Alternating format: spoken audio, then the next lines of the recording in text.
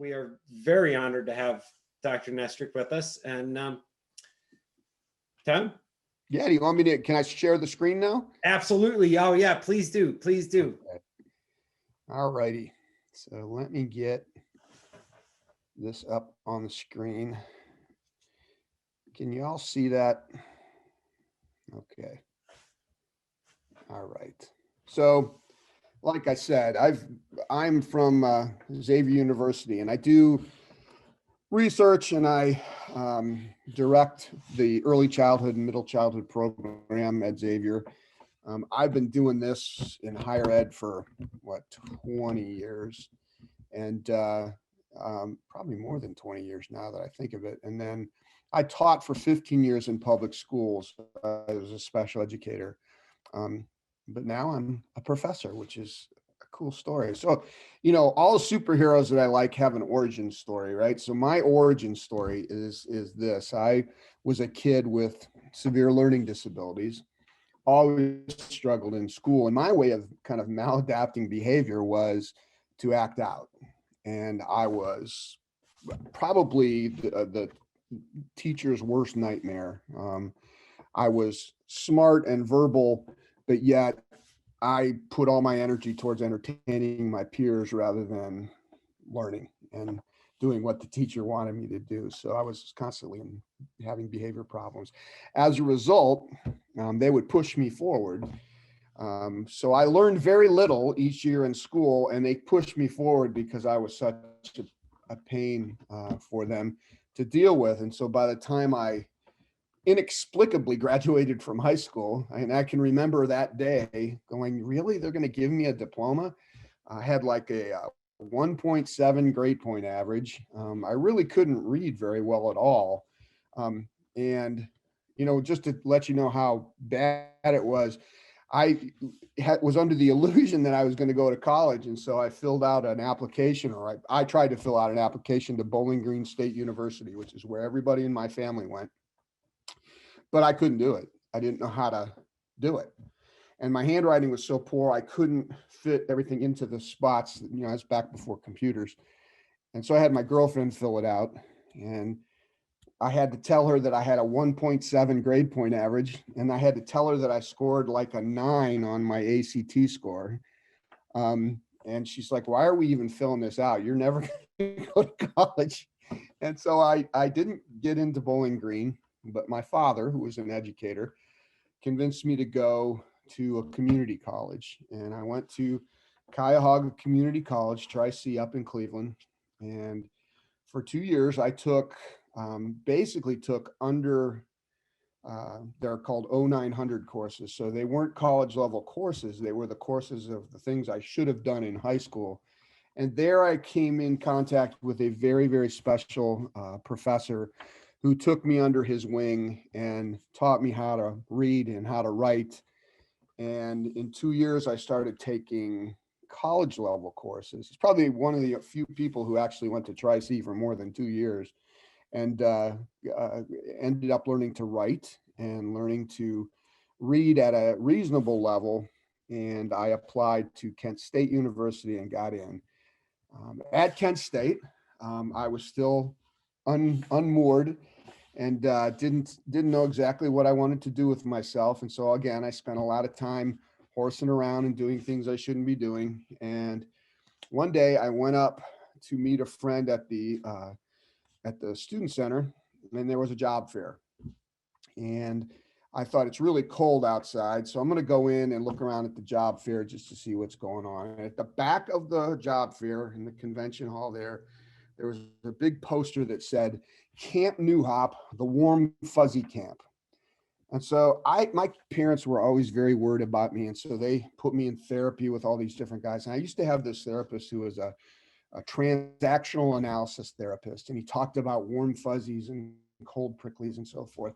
So I looked at that and I said, the warm fuzzy camp. I go, I know exactly who's going to be there. The guy's going to have Birkenstocks on. He's going to have a beard. And he's going to be like, you know, really cool and wants to talk to me about things and really relate to me and that kind of thing. And so I go back there, and there's Jerry Dunlap and Terry Dunlap. Jerry's a big guy with a beard, He's probably the most unhip guy you'd want to meet, but he was there. And he sat down and talked to me for over an hour about me and about my struggles. And he hired me on the spot. I had never been camping. I wasn't an education major. I wasn't even thinking of being a teacher. And here this man hires me to work at Nuhop. And I go to Nuhop and I learn that the kids that are there are like me, every single one of them, and that they've had the same experiences I had. And I learned through Jerry and through other people that were there that I worked really, really well with these kids. I had lots of common experiences with them, and I was able to relate and I was able to do a good job. That was in 1979. And I worked consistently at camp for over a decade, probably every summer, and found my place in life. I ended up switching my major. I don't even know what I was in before, into education, became a special educator, taught for 15 years. They told me in high school that I should go to vocational school because I'd never be able to go to college. Well, I proved them wrong with that. And I went to college and got a degree. So I said, I'm going to prove that I can get a master's degree. And I got a master's degree. And then I said, the ultimate in your face to these people who told me I wasn't going to do anything would be to get a doctorate. And so daggone it, I went and I got my doctorate in special ed. And I've been working in higher ed since. And it all life turns on a dime. And honestly, had I not been in the job fair and met Jerry and Terry Dunlap that day in 1979, frigid winter is February actually, and my whole life might have taken a different turn. So for me, Nuhop's not just a place that I worked a couple summers. Nuhop is part of my DNA and part of who I am and part of why I am who I am. And that kind of explains why I'm here. Whenever Trevor or Chris or Becca call me and want me to do something, I'm like on it. I'll do it if I can. And I'm highly committed to this. So why do I know about the stuff that we're going to be talking about tonight? I taught for 15 years, 20 years in higher education, and most of my research is around behavior management and working with kids and how to deal with kids and motivate them to learn. 20 years of research and management pedagogy. I'm a parent with 3 kids. So I have the practical field experience that you need. 37 years of marriage, 40 years with Nuhop. So I have a lot of field experience, and I have the family and related behavioral issues. So I know what I'm talking about, I think. And I've learned a couple things. And what I've learned is that there are no silver bullets. So I get lots and lots of requests to come and speak on managing behavior in the classroom and in families. There's lots of people who are struggling with this stuff. And I feel that, and I know that, but I'm very selective about when I go to speak on these things because there are no silver bullets. These things are so contextual that it's hard for me in a general audience to give you tips and tricks that are going to work with every kid. It just doesn't work that way. It's about knowing the kids, it's about knowing the family, it's about knowing the situation that you're dealing with. All of those are the variables that matter for your family. All families are different, all kids are different, all marriages are different. You know, social science is highly variable. It's not like studying geology, right? It's human beings are so varied and different that you can't always have the answer for things. It's a process. And I've come across 3 things though, in all my research and all my work with families and in classrooms that are truths that absolutely apply to every family, no matter what kind of kid you're raising, no matter what kind of behavior he's presenting or she's presenting. These are truths that I see that work. And I feel safe in saying, this is something you should do. So there are three things.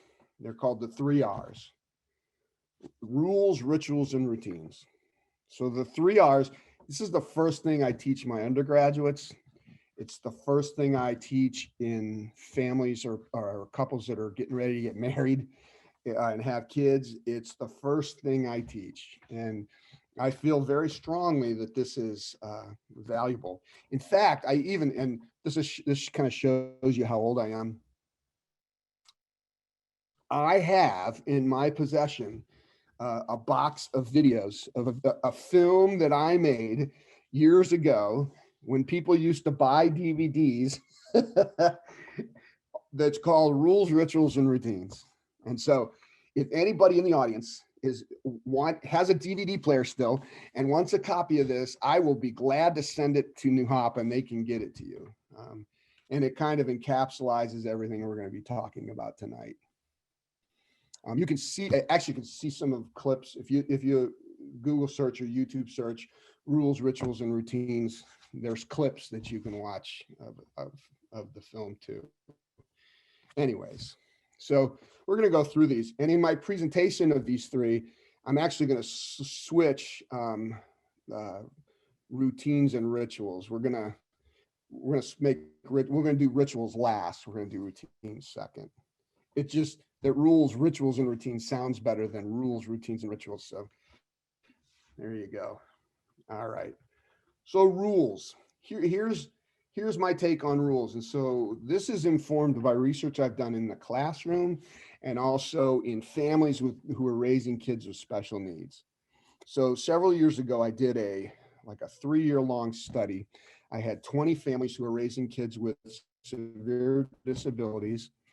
And I spent over a year in the homes of these families and watched their routines daily. How does the family, these are kids with some severe disabilities. So disabilities that require parents to, change diapers, feed them, clean feeding tubes, clean shunts, and all kinds of really intense kind of special needs. And I was interested in this because my sister, rest her soul, my sister Ruth was a person who was put on this earth to be a mother. I mean, she just was, her whole life was moving towards that.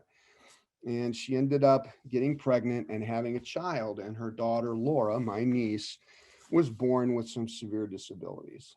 And for a while, my sister was really, really down in the dumps about this. But pretty soon she was up and she was positive. For the rest of her life, she was Laura's, that was her daughter's name, my niece, Laura's greatest advocate.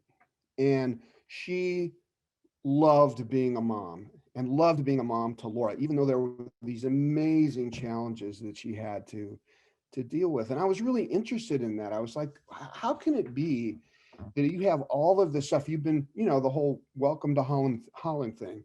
You spent your whole life thinking you're going to Italy. You spend your whole life thinking you're going to have this child that has no issues, as if there is such a thing. And Laura's born and she has all these amazing needs that she has. How can you be happy about that? But honest to Pete, she was a happy, fulfilled mother. I was really interested in that. So I did this study and I lived with these people for the better part of a year and watched them. All right. And some of the things that I learned, the greater findings of the study were that first, that all these homes, the reason they were happy, if they were happy, there was the presence of rules, rituals, and routines in the home. So let me give you an example of this. One family in the study had a big Catholic family, had 8 kids, and their youngest child, the baby, had severe Down syndrome. And this family was like a well-oiled machine. You'd go into this house and mom and dad were a team on the same page, and they got the kids up, they got them dressed. They had this laundry system in the laundry room. Each kid had a laundry basket. Mom would do their laundry and fold it and put it in the slot or the cubby, but it was up to them to get it up to the bedroom. The kids had to come down to do it. So where there was just this routine that they followed, they ate dinner at the same time every night. They had, responsibilities. They had this running schedule of who took out the trash, who cleaned up the dishes, what was the other one? Who took the dog out? And they just were routinized. And what I learned is that when you have routines in a loving home, you give them this predictability that all kids need, but especially kids with any kind of special needs need even more. They need consistency, they need predictability, because when it's not predictable, it bugs them out. They don't like it. That's the way it is with most kids, but kids with special needs tend to be really bothered by that. And so I noticed that. I noticed also, and it's not to do with what we're talking about tonight, I also noticed that these families had a really great sense of humor about things, kind of a gallows humor, if you will. They knew the seriousness of what they were dealing with, but they could still joke about different things about it. I also noticed that they were people of great hope and often great faith, that most families who can be happy in this have some type of faith, either a religious faith or a faith in the future. So I took the pieces of things that I found in that study and I started looking at them individually. And so I've been looking deeply into rules, rituals, and routines. And that's kind of how we ended up here tonight with what we're talking about. There are also some articles. I can send the links to the folks at Nuhop, and they can send them out to you, articles that speak about this. So if you want to read about it, you can. If you want to see the video, I can send that to you as well, if you still have a DVD player. Anyways. Tom, if that's okay, that I interrupt you right here, those of you that are on the call with us, if you are comfortable putting your email address in the chat bar, please add that, and we will get these links to you. If we don't already have your information, it might be nice for us to capture it right now too as well. So my apologies for the interruption, Tom. It's all right, Chris. All right. So let's talk about rules first. So what we learned is that you can have rules. The rules, you need to have a few rules, not a lot of rules. So I've been in homes that have a list of 15 rules, right? And right next to the rules are the consequences if you break those rules. So we found that that's not really effective. You become more of a police officer than a parent in that case. So we noticed 3 to 5 rules, and the rules are a little different. The rules are values-based. So instead of something like no cursing, all right, or keep your hands and feet to self, something, very direct like that, they were more like, be kind. In my family growing up with the 3 kids that I have, we had 3 rules. We had be kind, be truthful, and show respect. Those are the only rules we had. And any behavior problems that we might have were always traced back to one of those 3 rules. Excuse me. So what I really found in my study was that it's not the rules and the consequences that matter as much as the linking of these rules to the values that you want to teach your kids. They give reason for the rules, right? So picture this. I have my 2-year-old daughter in the basement. She's playing with her, what would it be? Her 6-year-old sister, 5-year-old.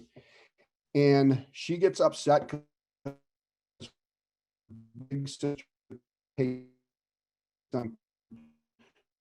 She walks over and hits her big. So, she's only 2, but she knows be kind. And I said, Alexandra, I go, was that kind behavior? No. How did that make your sister feel? It made her cry? And I said, yes. I said, so you can no longer play with these blocks and you need to go upstairs. So notice what I did. There was a rule. There was a consequence for the behavior that she showed. But before I implemented the consequence, I traced it back to the values-based rule and had a conversation with my daughter. and then administer the consequence. And we found that that's the difference. It's the process of giving reason for the rule and a reason for being called out for a behavior that changes behavior. It just doesn't just control behavior, it controls and changes behavior, because over time, as you trace it back to these rules again and again and again, they start to internalize that.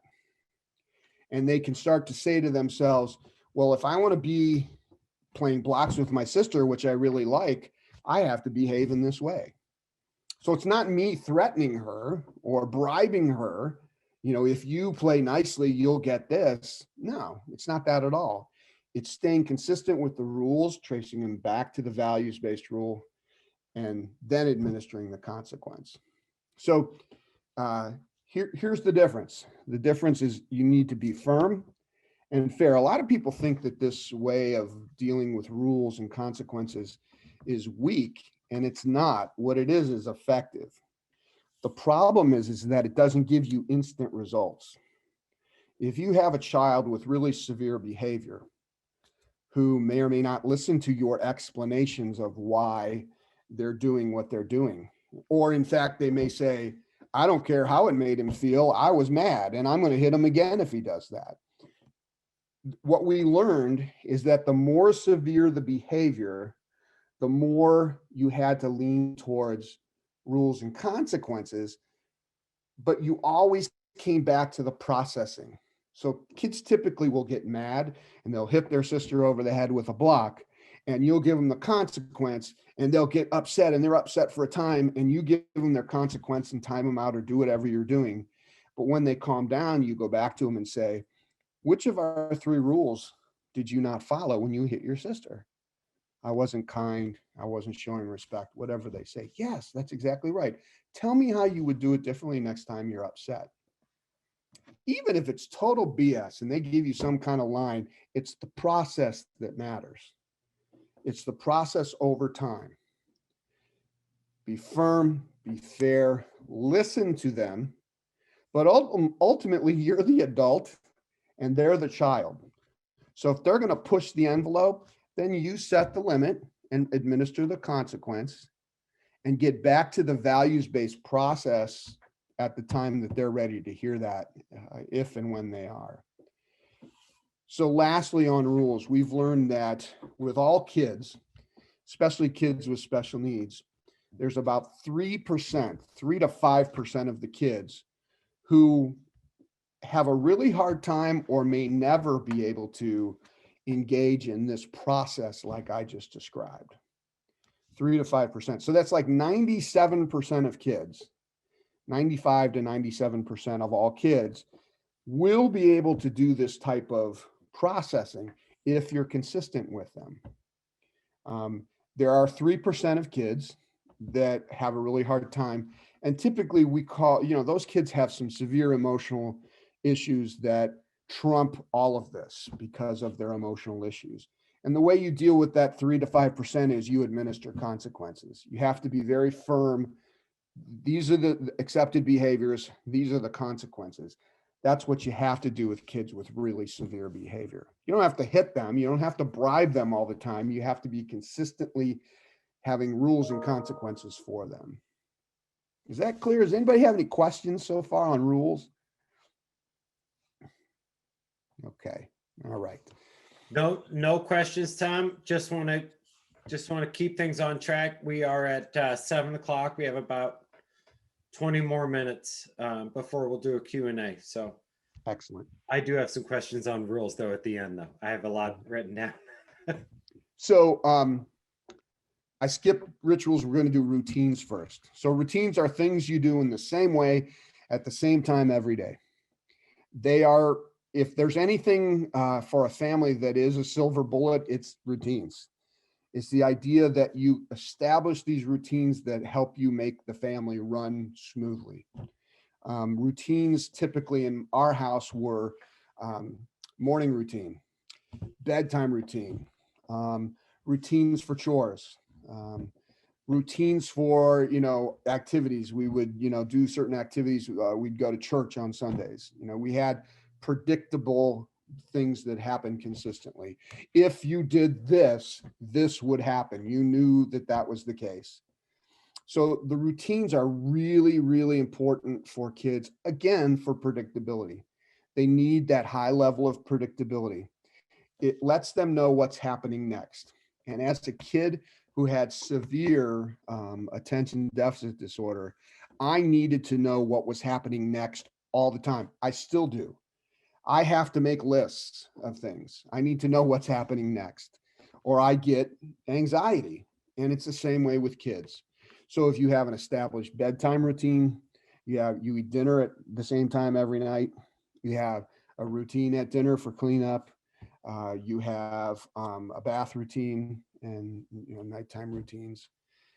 Those are comforting for kids. And I noticed in the study with kids with severe disabilities, if they had a lot of stuff where the parents had to care for them for medical reasons or whatever, those became routines that they expected every night. The cleaning of tubes and the showering, which was often really a two-person job sometimes. Data indicates that the more routinized the home, the fewer behavior problems there are. So if anything is true for anybody, routines are a silver bullet for families. They offer predictability, consistency, comfort. They can change into something very cool. Routines can change into rituals, right? So in my house, we had a bedtime routine. After dinner, they could play while we cleaned up when they were little. And then when we were done cleaning up, we'd go upstairs and take a bath. We'd brush our teeth and get in our jams. If my son, if he was, kind of dates how old my son is, he's 30 years old. So when he was young, he would get his jams on, and if he got ready on time, he could come down and watch an episode of Doug. Do you remember the cartoon Doug? He loved Doug, Patty Mayonnaise and he loved Doug. And then at 7:30 or 8 o'clock, I forget when, we'd go upstairs, we'd read one or two books, say our prayer, and say goodnight. And I would say goodnight, and either my wife or I would say, I love you more than life itself. And I'd kiss him and hug him goodnight. So that routine was consistent. It transformed into a ritual, because rituals are routines with meaning. It has depth and it draws people together. It became a ritual that they remember to this day. And when my daughters are having rough time, and they're in their 20s, the drama that often comes with being 20, they come to dad or they come to mom and they want to hear, we love you more than life itself.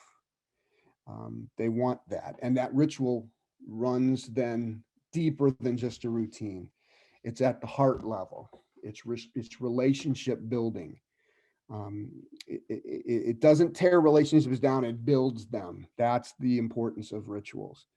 Rituals are etched into hearts. And that's what one of my family said when we debriefed them after these long observations I did. They said, oh no, those rituals. This one family had to, this boy had to have his diaper changed every night before he went to bed. And most of us would look at that and go, yeah, the kid's like 10, 13 years old and I have to change his diaper. That's probably not a real pleasant thing. But they made it into a ritual that was meaningful for them and for the son as well. Those rules, rituals, and routines were the things that changed those families into something more resilient. And that was the key to the whole study, was how do these families get happy and stay happy, and how do they become resilient so they don't get dragged down by the day-to-day stress of dealing with behaviors or dealing with these really weighty issues. So for me, that was an eye opener for all families. And I started looking at it for not just families with kids with special needs, but for all families. And I started to get some feedback on this. People in my church and other people I've spoken to people about this, and written about it too. They're like, yeah, but how do we start this? How do you get started with this? And I got to be honest with you, the first place you start is with yourself. You have to be the example. You have to be the example of routine, of ritual. You have to be the example of someone who helps them understand rules and process rules. When I'm called in to consult for families and for teachers and students, and there's a behavior issue with a particular kid, 9 times out of 10, the teacher or the parent has as much to learn as this child does. Many times parents are reluctant to look at their own behavior first, and that's exactly where you need to start. Am I consistent? Do I provide rituals and routines in my family? Do we provide a predictable home and predictable environment at home? You know, you have to be the example. Show them these routines and rituals. Be hopeful. So in my family, we had be kind, be truthful, show respect. Those were our 3 rules until they turned 13. So like a 13-year-old girl I was confounded by 13-year-old girls' behaviors, 13 through 15, 16, really. You know, they're either like on top of the world or in the depths of depression, right? And so when they were in those depths of depression, they were like, oh, the world's terrible. It's never going to get good. And it's just all bad. So we added a 4th rule: be hopeful. Tomorrow is going to be better. Tomorrow is a new start. Tomorrow is a new day. And then my wife and I, gave that as an example. We have bad days too, but tomorrow's going to be better. This stuff is not easy. You have to be mindful yourself and self-reflective, and you have to be disciplined. When the routine stops, you have to be disciplined to pick that train up and put it back on the track. That's your responsibility as the adult and the parent. Get it done. Put it back on track and start the routines. All right. Last tip from your Uncle Tom. That's what I always say to my students. Okay, this is a tip from your Uncle Tom. Here's your last tip from Uncle Tom today. Kids hear half of what we say, but they see everything we do. And that was a hard lesson for me to learn as a parent, that when I eat terrible food, my kids see me do that. When I am acting rude, they see that. When I am disrespectful to my wife or to other people, they see that. I can preach to them all day about what they should do, but they watch me. Remember that. Kids hear half of what we say. They see everything we do. Be the example. So, rules, rituals, and routines. Those are the only 3 truths when we're talking about universal truths in managing behavior of children in homes and in classrooms as well. So here's my contact information. This email address is probably the best, way to get a hold of me. And I answer all my emails. So feel free to contact me. I can't promise you I have any real answers for you necessarily, but I'll certainly talk to you about anything you want to talk about. I feel one of the things I learned from Nuhop is you can never know when your relationship with another person can make a difference.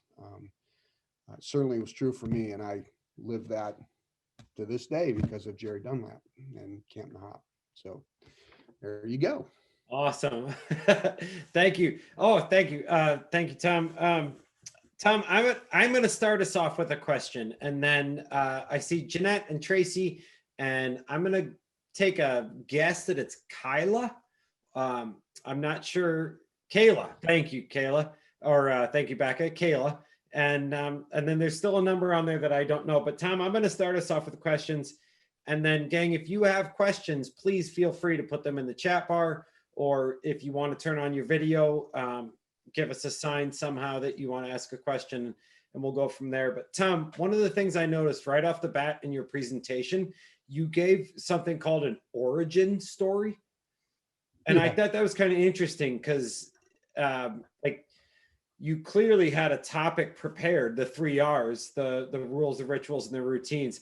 Why would you start off with an origin story? Why is that important? Why is that important for us to know? Well, I think it's important for you to know where I came from and why I do what I do, and that it comes from, that it's honest, that it's an honest, genuine love of this place, Nuhop, that I come to these things with. And that I come with that Nuhop vibe, that idea that, and honestly, I've not felt the vibe that I get from working at camp and working with kids at camp anywhere else but at Nuhop. And that's, I want you to know that that's an important part of my life, and it could be for your kid as well. So I don't know who gets more out of being at Nuhop, the staff or the students, but Okay. it's equal, if anything. Yeah, no, I hear that. Tom, I don't know if you can see it or not. Kayla, that's a great question. And actually, I think it has something to do with the origin story. Understanding consequences. Tom, the question is, please talk about consequences and how to figure out what they should be. Yeah. And I actually think that might tie into the origin story, is understanding where a kid comes from can actually inform the consequences that you might give. Can you talk about that a little bit?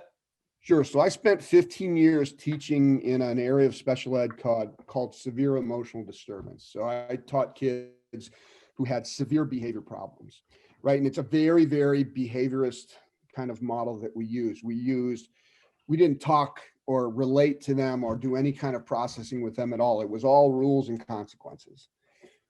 So I don't mean to devalue the rules and consequences. What I think devalues consequences is when they have absolutely nothing to do with the behavior that you just witnessed. When you are just really pissed at that kid and angry, and you give them a consequence so they feel it. Those consequences, the data shows us that our revenge consequences don't work. Also, if kids feel like they don't have any control over the development of rules and the administering of consequences, if they feel like they're totally out of that equation, in other words, you have the power and they don't, that also has been shown consistently that it doesn't work with any kids. What we have to do is provide this model of rules and consequences. Consequences are necessary, but we have to give reason for that rule. Here's why we have that rule. Here's why we're giving you this consequence. I'm very good on, I'm for reparations. All right. So if a kid in anger throws something and breaks something, right? Part of the consequence is you're going to fix that, or you're going to pay for that. It can't be no dessert for a week. There's no connection between what the kid did and the consequence you gave them. It has to relate somehow to that for it to be felt. If the kid feels like it's a power relationship, you have the power, they have none, they're just going to get mad. And they're just going to try and, I'm speaking from personal experience. When I was dealt with that way, I made it my point, my mission in life to make that person's life miserable. And I didn't work at all towards changing my behavior. But the flip side of that is if I had a person that related to me, created a relationship with me, allowed me to make some choices with things, with rules and consequences, gave me some control about how things were going to work in the house, then I bought into it and I was less likely to disrespect that relationship. And if they were giving me consequences that were reparations, or they were natural consequences that related to the behavior, I wouldn't get as mad at them. I'm like, yeah, that was stupid of me to do. I need to fix that. So that's what I would say. It's not so much the consequences, it's whether it has something to do with the behavior at hand. Kayla, does that answer your question? I don't know if she can hear me or not. Oh yeah, there we go. Got thumbs up. Tom, actually, if I could ask though, I'd like you to go a little bit further into the idea of consequences. You said something earlier, and I all I could focus on was the quote. So I'm not really sure who you said it about, but it was a particular child with special needs, and I will quote you, the amazing needs that she has. And Yeah, that's your quote. The that's amazing needs that she has. So a child with special needs, you're coining it as the amazing needs that she has. And so, but then you also just said natural consequences. So when you think about those amazing needs and natural consequences, I hear you when you say the you need to make it work for that particular situation. How do you do that when it comes to 30 different kids on your caseload? right. So And not only that, but 30 different families on your caseload. right. What does that look like? Well, what it looks like is you have to understand the ecosystem that those kids are operating in and the ecosystems of the parent. So there's a guy named Bronfenbrenner. I'm a huge Bronfenbrenner fan because he talks a lot about the fact that if you don't know the microsystem of where the kids are living and where the parents are existing, and if you don't know the stresses that they're dealing with and the needs of the kids, you have no hope of meaningfully consulting with that family. So I would start there. You can't, when you're doing this type of work, you have to dive in. So the closest I've done with that is consulting with the families that were in this study, and then also with my sister. And it's different for each kid. So my niece has she's on the autism spectrum, but on the severe side, and also has some significant cognitive disability. So her processing is so different sometimes. This whole process I described about connecting behavior to values is a little different for her. So I have to adjust according to what she can understand. So when, for instance, when I'm dealing with somebody like Laura, my niece, I know that Laura can understand hurting others and being hurt by others. She understands that. So if she physically hurts somebody, relating it to how you think that makes them feel is something she could understand. And that's not behavior we tolerate, Laura. So you're going to have to come over here and you're not going to be able to play anymore this afternoon. So you have to look at where they're at processing wise. How much can they do that? You have to look at the severity of their behavior. So a lot of you know that I do work with kids who are violent sometimes, right? Well, if a kid is being violent and a threat to hurt somebody, you don't process with them. You stop their behavior right now. So that's what I would say. The more severe the behavior is, stop the behavior first and then come back and process however that child needs to process things. It's and the amazing needs of the child. That's a quote from my sister who framed everything in this amazingly positive way. I would have said, these are like really depressing, hardcore issues that Laura has to deal with. But she's like, no, these are amazing needs that she has. I'm like, yeah, that's amazing to me. But that's the difference between these resilient families and families that aren't, is that they frame things totally differently. Yeah, 100%. I buy into what you're saying. I also want to note that for those, if you can still hear me, I don't know. Tom is licensed in crisis prevention and intervention.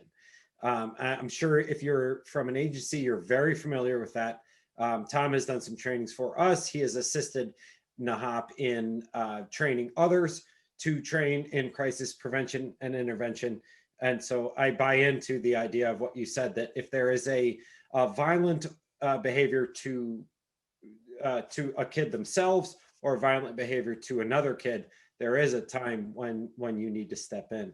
I need to stop because Becca had a question, and those of you that are still here with us, Jeanette, Tracy, Kayla in particular, again, I don't know your number, if I don't know your name if you're there with us, but please feel free to chime in on the chat, or if you would like to unmute yourself and ask a question, please do. Tom, I do know though that Becca had a question, so Becca, please Go ahead. Yeah. So, Tom, I am raising a small human with ADHD. And we have a lot of rituals and routines in our lives, but right now her distractibility is super high. And so our rituals often get derailed because she gets super distracted by something off the wall. Do you have any advice for those of us with some ADHD kiddos and how to combat that distraction during rituals and routines? So how old is she? 4.5. That's a really great age. No, yeah. Um, you know what I can tell you is it gets better, and that you just have to stay consistent. And it's the idea of putting the train back on the track. What I notice with families with kids with this type of behavior is it's just exhausting. And putting the train back on track, you're like, yeah, Tom, whatever. You're not here 24/7. It's not that easy. I feel that, but that is the data tells us that that's the key. It's consistency over time that matters in changing that behavior. Now, I will say, and I don't know how you all feel about this, but the data also indicates that often medication works, and it can be very well dosed and very well monitored, and it can be a godsend for those kids.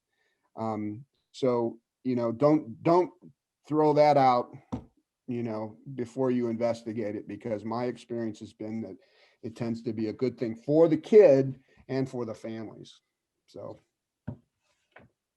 Caitlin, Follow-up question. yes. So what about in the world that we're currently living in? It can be really, you can have really great intentions of this is what my routines are going to be. These are what our rituals are going to be. How do you adjust when the world throws you a curveball and your routines go out the window for whatever reason it might be? How do you help kids deal with that? Yeah, you have to talk about it. You have to process it. And so what I say, examples that I've seen of this is when, you'll be driving to this one kid in the study was named Dane, and he loved going to his swimming class. He had like an aquatherapy class, and he loved this. And on the way to the swimming class that I was going to with him, the person called and said it's canceled, right? Totally blowing the routine. And he started to get really, really upset and anxiety ridden. And his mom did something very cool. First of all, she turned the radio off and she said, Dane, she stopped the car and she said, Dane, she said, I know you love to swim. I know you love to swim, but tomorrow we can go back. Today we can't, and we're going to have to go home, and we're going to spend some time together and do whatever. She had some other activities that she started kind of tempting him with. And it was that moment of processing and making that contact with Dane that basically allied the situation and calmed it down. Now, it's not going to work every time. It's not going to work with every kid. But again, it goes back to this idea of the process is what matters. It's the process day after day after day. You pay it forward that way. It's way harder to parent that way, but it gives you benefits down on the other end. Just like you, Becca, this whole putting the train back on the track is so hard, but it's your constant effort to do that and the consistency in doing that and when she's 6, 7, and 8 years old, you're going to see the benefits from. And I only know this because I'm so old and I've seen it. I've seen kids grow up and move through this enough times to know that parents who do stick with it, it works. It absolutely works. It takes it out of your hide, but it works. It may have something to do with age, but it also has to do with experience. And I do know personally how much work you have put into to this research. I want to give the other folks that are out there, if you are still out there, an opportunity to ask questions. Please ask questions. You can do that via the chat bar, or you can go ahead and unmute yourself. There's few of us on here that you can go ahead and talk. Tom, while we're waiting for that, there was something else you said, and I very much paraphrased it, but it was action, consequence, process. and I know you've hit on this a couple of times, but you also said humor, hope, faith. And I was wondering if you could tie humor, hope, faith into the idea that you mentioned about action, consequence, process. So the action happens, the consequence happens as a facilitator, teacher, parent, whatever your role is, and then the process. And if you could bring the humor, hope, and faith into what that process looks like. Yeah. So what I found, I think the way those are related are that people who have humor, humor, faith, and hope? What did I say? You said in particular, you said humor, hope, and faith. Okay, humor, hope, and faith are more resilient and are less likely to get burned out on putting that train back on the track. Right. So it's like, oh my God, I got it. This routine got blown up again and I got to start it up again. You know, they laugh about that and they joke about that because they know that's just going to be part of what they do for a period of time. That's I think the connection between those two. It all comes back to this resiliency, right? These skills that you develop as a parent that make you less likely to give up and get angry and take the easy way out. The easy way out, by the way, is pulling the belt out or the paddle or yelling and screaming or taking everything away from them. That's the easy way out because it's a lot easier to do. You get instant, results at that second, but what you don't get is change over time. That takes much more energy. If people would have any idea how hard it is to be a good parent, it would be the best birth control in the world because it's really, really a tough job. And to do it right is really difficult. And so, it's not for the faint-hearted. Parenting isn't, that's for sure. I find myself chuckling at that because I am not a parent and I have not had to go through some of those turmoils. And I also haven't gone through some of those celebrations. Yeah. So not always a negative thing. Well, thank you very much, everybody. I enjoyed it. Thank you. Thank you very much for being here and anytime and doing this for us. Jeanette and Tracy and Kayla, we are going to have a couple of more of these. So keep an eye on the Facebook page. I'm sure you might get something from Becca and or Caitlin and or maybe Terry. And Tom, maybe you can join us again. And Tom, I know you put up your